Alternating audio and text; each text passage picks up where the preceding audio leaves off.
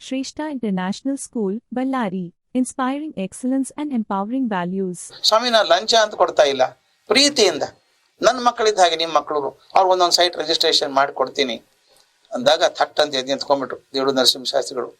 ಮುನಿಸ್ವಾಮಪ್ಪ, ನೀವು ನನ್ನ ಸ್ನೇಹಿತರು, ನಿಮ್ಗೆ ಸಹಾಯ ಮಾಡಬೇಕು ಅಂತ ಒಂದೇ ಉದ್ದೇಶದಿಂದ ನಾನು ಮಾಡಿದ್ದು, ನಿಮ್ಮಿಂದ ಲಾಭ ಪಡ್ಕೊಳ್ಬೇಕು ಅಂತ ಮಾಡಿದ್ದಲ್ಲ. ಇನ್ಮೇಲೆ ನಮ್ಮ ಮನೆಗೆ ಬರೋದಾದ್ರೆ ಈ ಸೈಟ್ ವಿಷಯ ಮಾತಾಡ್ಕೊಡುದು, ಈ ಸೈಟಿನ ವಿಷಯ ಮಾತಾಡೋದಿದ್ರೆ ಮನೆಗೆ ಬರ್ಬೇಕಾಗಿಲ್ಲ ನೀವು ಅಂತ ಖಂಡಿತ ಹೇಳಿ ಕಳಿಸ್ಬೇಕು.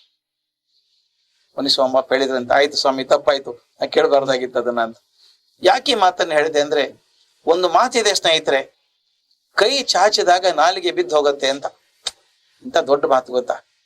ನಾನು ಮತ್ತೊಬ್ಬರಿಗೆ ಯಾಚನೆಗೋಸ್ಕರ ಕೈ ಮಾಡಿ ಕೊಡಿ ಸ್ವಾಮಿ ಅಂದ್ರೆ ಅವ್ರ ಕಡೆಯಿಂದ ಏನಾದ್ರು ಪಡ್ಕೊಂಡ್ರೆ ಅವ್ರನ್ನ ಟೀಕೆ ಮಾಡುವ ಶಕ್ತಿ ಕಳ್ಕೊಂಡ್ಬಿಡ್ತೇನೆ. ಅವ್ರು ತಪ್ಪು ಮಾಡಿದ್ರು ಹೌದು ಅಂತೇನೆ, ಅವ್ರ ಹಿಂಬಾಲಕ ಆಗಿಬಿಡ್ತೇನೆ ಅಲ್ವಾ? ನಾಲಿಗೆಗೂ ಮತ್ತು ಕೈಗೂ ಹತ್ತಿರ ಸಂಬಂಧ. ಕೈ ಚಾಚಿದಾಗ ನಾಲಿಗೆ ಬಿದ್ದು ಹೋಗ್ತದೆ. ಅದನ್ನು ತೋರಿಸಿಕೊಟ್ಟವರು ದೇವಡು ನರಸಿಂಹಶಾಸ್ತ್ರಿಗಳು. ಬದುಕಿದ್ರೆ ಹಾಗೆ ಬದುಕಬೇಕು. ಹಾಗೆ ಬದುಕಿದಾಗ ಕೈ ಚಾಚದೆ, ಮತ್ತೊಬ್ಬರ ಮುಂದೆ ಬೇಡ್ಕೊಳ್ಳದೆ, ದೀನನಾಗದೆ ನಿಂತ್ಕೊಂಡು ಬದುಕಿದಾಗ ನನ್ನ ಭುಜ ನೇರವಾಗಿರ್ತದೆ. ಯಾರೊಬ್ಬರ ಕಣ್ಣಲ್ಲಿ ಕಣ್ಣಿಟ್ಟು ಮಾತಾಡೋ ಶಕ್ತಿ ಬರ್ತದೆ. ಅದಿಲ್ಲದೆ ಹೋದ್ರೆ ಕುಬ್ಜರಾಗಿ ಹೋಗ್ತೇವೆ. ತಲೆ ತಗ್ಗಿಸಿ ಇನ್ನೊಬ್ಬರ ಹಿಂಬಾಲಕರಾಗಿ ಬದುಕು ಬಿಡ್ತೇವೆ. ಬದುಕು ನಿರರ್ಥಕ ಆಗ್ತದೆ.